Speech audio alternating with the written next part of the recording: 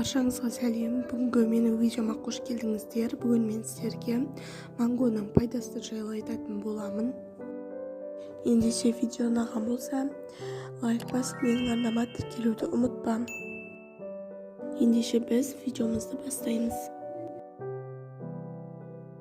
Манго Үндістаннан шыққан. Бізде манго жақында пайда болды, бірақ көптеген қазақстандықтар жеміс дәмін және пайдалы тұстарына көз жеткізе алды.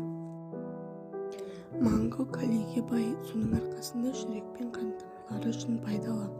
Сонымен қатар мангоның құрамында С витамині, В тобының витаминдері, А және Е витаминдері кіреді. Ғалымдардың зерттеуі бойынша манго семіздіктің алдын алады. Мамандар бұл жемісті диабет пен қан тамырлары, ас қорыту мүшелерінде қиындықтары бар адамдарға жеуге кеңес береді. Манго калориясы жоғары емес, сондықтан арықтау кезінде осы жеміс көп ұсынылады. Мангода көптеген пайдалы талшықтар бар, сондықтан экзотикалық жеміс асқазан ішек жолының жұмысына өте пайдалы.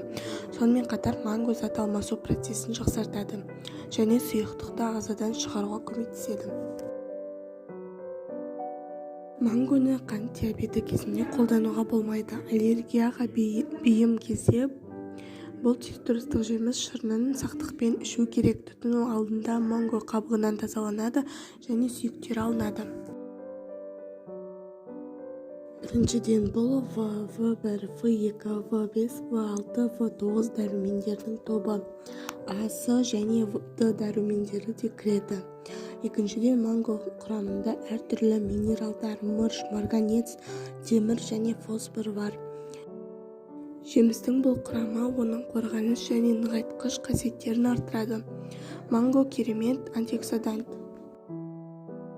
Осымен біздің видео аяқталды. Егер видео ұнаған болса, лайк басып, менің арнама тіркелуді ұмытпа. Ендеше келесі видеода жолыққанша.